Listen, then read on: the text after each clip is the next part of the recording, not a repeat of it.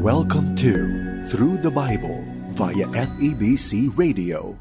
Join us in discovering the beauty and mystery of God's Word. Each study is amazing in its own way. Let's begin.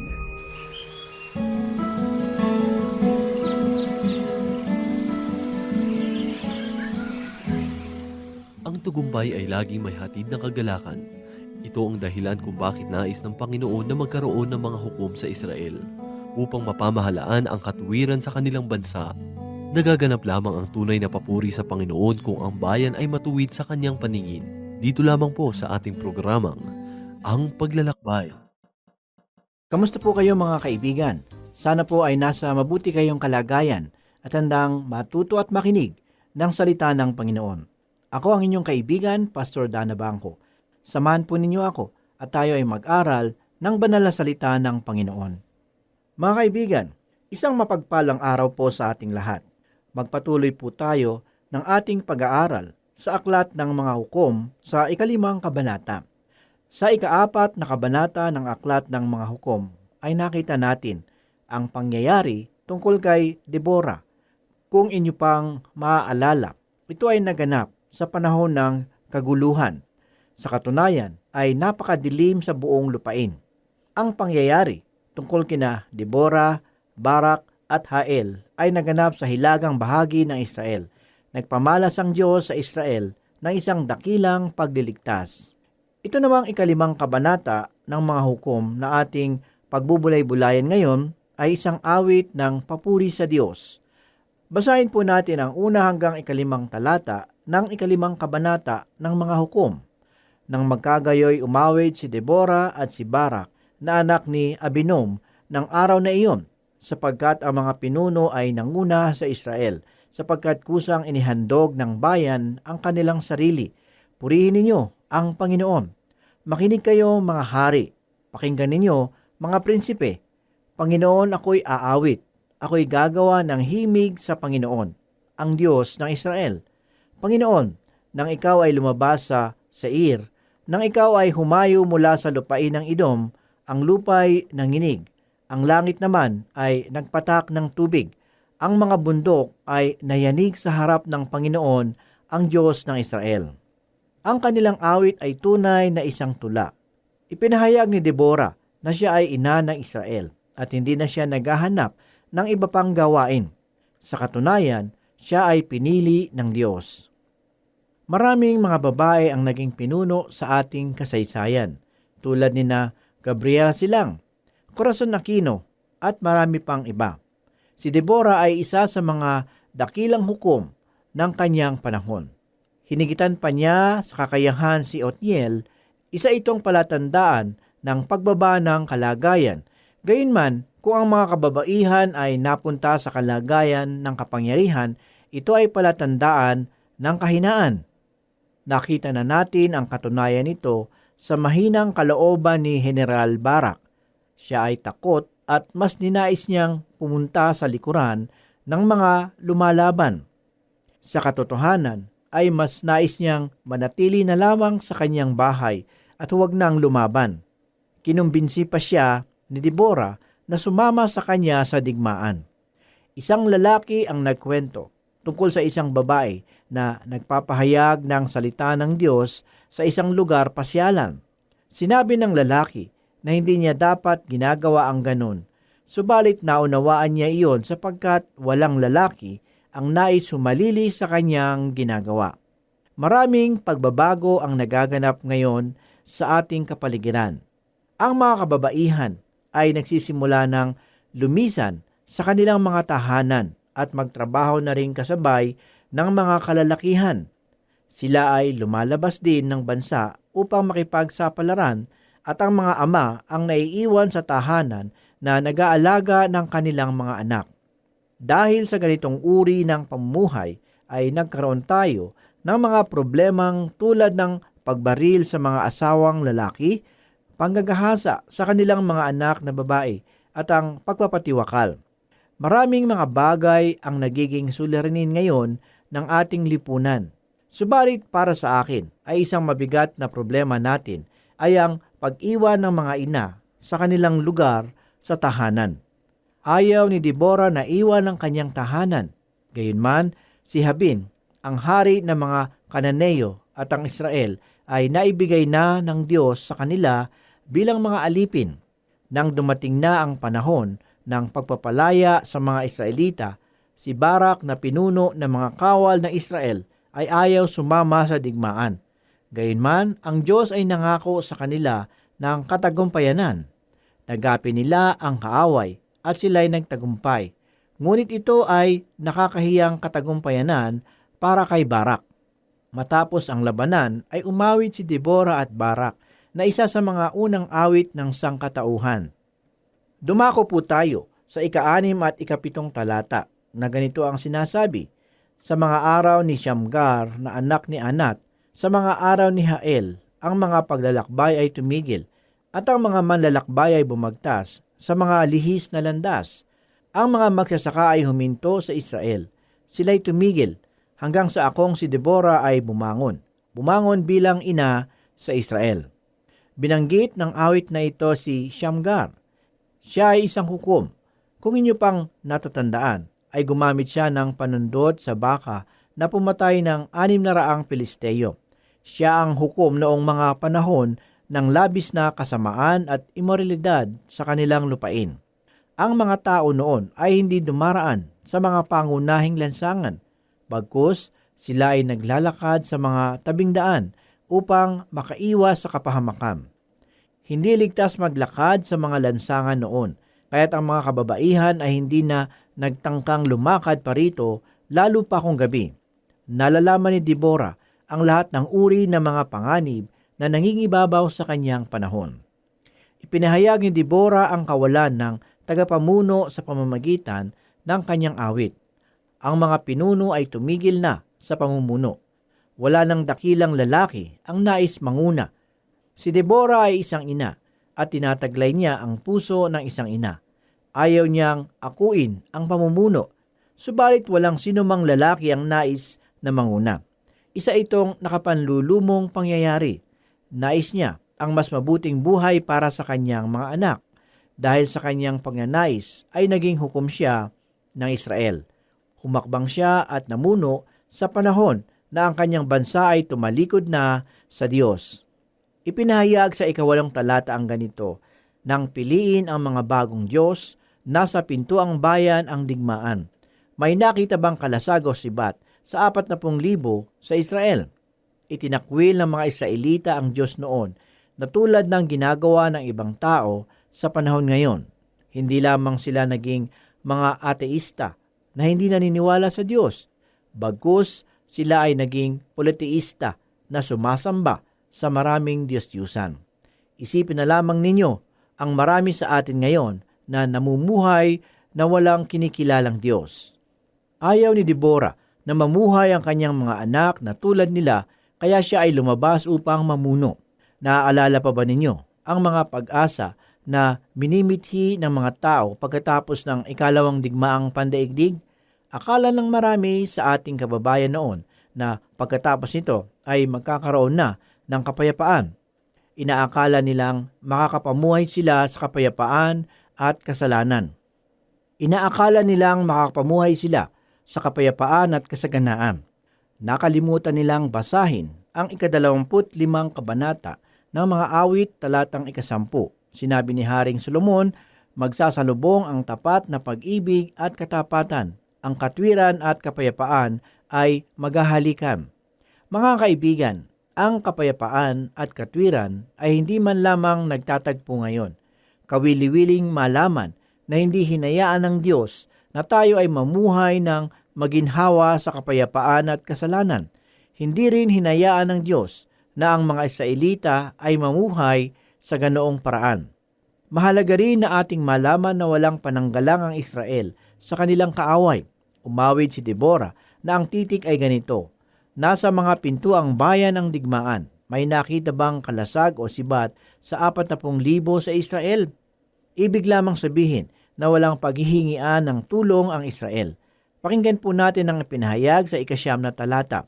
Ang aking puso ay nasa mga pinuno sa Israel, na kusang loob na naghandog ng kanilang sarili sa bayan. Purihin ang Panginoon.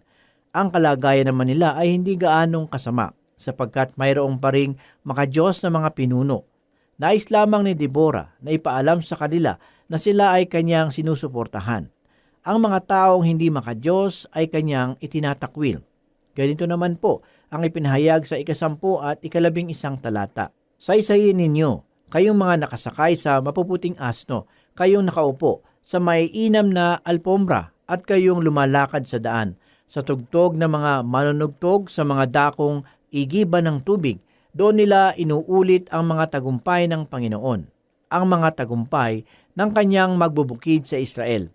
Bumaba nga ang bayan ng Panginoon sa mga pintuang bayan. Ang mga pintuang bayan ay isang lugar ng mga pagtitipon.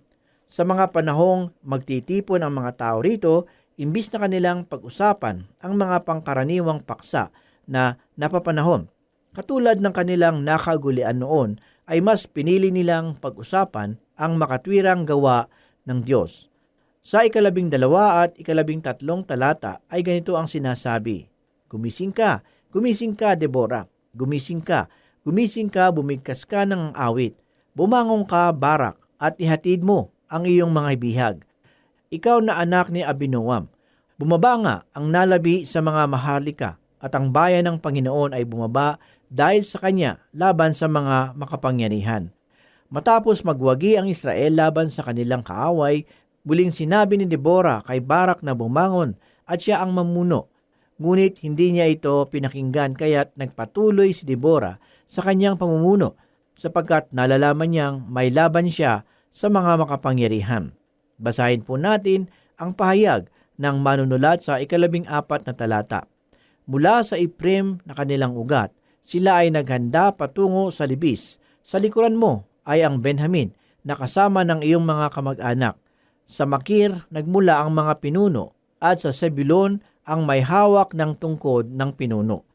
Dumako naman po tayo sa 15 at 16 na talata kung saan makikita natin ang pag-anib at di pag-anib ng ibang tribo kay Deborah. Ganito ang ipinahayag. Ang mga pinuno sa Isakar ay dumating na kasama ni Deborah at ang Isakar ay tapat kay Barak. Sa libis ay dumaluhong sila sa kanyang mga sakong. Sa gitna ng mga angkan ni Ruben, nagkaroon ng lubusang pagsasaliksik ng puso. Bakit ka nananatili sa gitna ng mga kulungan ng tupa upang makinig ba ng mga pagtawag sa mga kawan? Sa gitna ng mga angkan ng Ruben, nagkaroon ng lubusang pagsasaliksik ng puso. Ang ibang mga tribo ay hindi tumulong sa kanila. Hindi nagpadala ang Ruben ng dagdag puwersa sa labanan. Wala sila sa panahong kailangan nila ang kanilang suporta. Halos kalapit lugar lamang nila ang Ruben, ngunit wala silang ginawa. Mas pinili nilang magpastol ng kanilang mga alagang hayop sapagkat hindi sila nagtitiwala sa ibang tao upang mag-alaga nito. Gumawa sila ng kanilang mga gawain na tila walang nagaganap na digmaan. Sa kabilang banda naman, ang Isakar ay nanindigan kasama nila Deborah. Ipinahayag sa 17 talata, ang Gilead ay nanatili sa kabila ng Hordan at ang Dan, bakit siya ay nanatili sa mga barko? Ang Aser ay nananatili sa mga baybayi ng dagat at nananahan sa kanyang mga daong. Ipinapahayag ng talata na ang Dan ay abala sa kanilang pakikipagkalakalan. Ang mga tao roon sa kanilang tribo ay ayaw sumama sa pakikipaglaban. Ang mga taga-Aser naman ay nananatili na lamang sa baybaying dagat. Alam ninyo, ang likas na katauhan ng isang tao ay hindi nagbabago. Kapareho lamang natin ang mga tao sa kanilang panahon noon. Marami sa atin ang binigo ang ating bayan at dapat sana ay hindi natin ito ginawa. Pakinggan po natin ang ipinahayag sa 18 talata. Ang Zebulon ay isang bayan na nagsuong ng kanilang buhay sa kamatayan, gayon ang Neptali sa mataas na dako ng kaparangan. Makikita natin sa talata ang masigasig na pakikipaglaban ng dalawang tribo na ito sapagkat kanilang isinusuong ang kanilang mga buhay sa panganib. Masasabi nating ang Zebulon at Neptali ay isang simbolo ng katapangan. Ganito naman po ang ipinahayag sa 19 na talata. Ang mga hari ay dumating.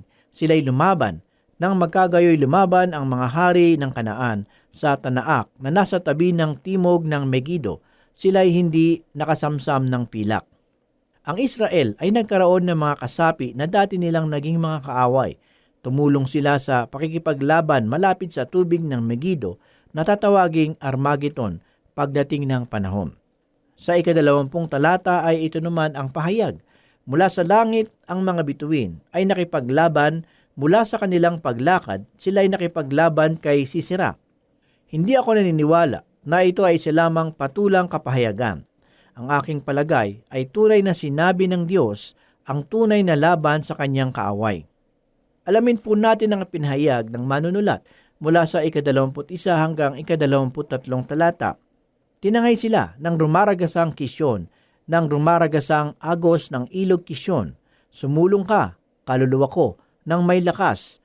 Nang magkagayoy yumabag ang mga paa ng mga kabayo na may pagkaripas ng kanyang mga kabayong pandigma. Sumpain si Meros, sabi ng anghel ng Panginoon.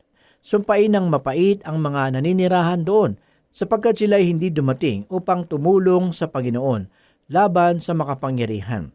Sa katotohanan ay wala akong personal na kaalaman sa lugar ng Meros. Gayunman, isang bagay lamang ang aking natitiyak na ayaw kong tumira sa bayan ng Meros, sapagkat hindi sila tumulong sa gawain ng Panginoon, kaya sila ay isinumpa. Maging sa ating panahon ngayon ay maraming tao ang hindi tumutulong sa gawain ng Panginoon. Basahin po natin ang ipinahayag ng manunulat ng mga hukom sa 24 na talata. Higit na pinagpala sa lahat ng babae si Jael, ang asawa ni Eber na Kineo. Higit siyang pinagpala sa lahat ng babaeng naninirahan sa tolda. Ang bayani sa pagkakataong ito ay si Jael at hindi si Barak. Ito ay panahon ng digmaan at ang mga ibinunga ng digmaan ay makikita sa kapaligiran. Nagkalat ang mga bahagi ng katawan ng mga mandirigmang nasawi sa digmaan. Ang espiritu ng mga kalalakihan ay maitim at nagkaroon ng mga pilat na bunga ng digmaan. Ang ginawa ni Jael ay isang kakilakilabot na bagay, sapagkat ang babae ay nilikhang mas pino kaysa sa mga kalalakihan. Ang susunod na mga talata naman ay nagpapahayag ng puso ng isang ina. Kahit na si Sisera ay kalaban ni Deborah, kanya pa ring inalala na si Sisera ay mayroon ding ina, at kahit na binigyan niya ng papuri si Jael sa kanyang ginawa, ay naisip pa rin niya ang ina ni Sisera. Pakinggan po natin ang ipinahayag mula sa 28 hanggang 30 talata. Mula sa bintana siya ay dumungaw. Ang ina ni Sisera ay sumigaw sa pagitan ng durungawan. Bakit ang kanyang karwahe ay natatagalang dumating? Bakit nababalam ang mga yabag ng kanyang mga karwahe? Ang kanyang mga pinakapantas na babae ay sumagot sa kanya, siya na rin ang sumagot sa kanyang sarili. Hindi ba sila nakakatagpo ng naghahati-hati ng samsam? 1 o 2 dalaga sa bawat lalaki, kay Sisera ay sasamsam na damit na may sari-saring kulay ang pagkaburda. 2 piraso ng kinulayang gawa, binurdahan para sa aking leeg bilang samsam. Mula sa puso ng ina ni Sisera ay nalalaman niya kung ano ang nangyari sa kanya. Alam ng kanyang ina na siya ay pinaslang.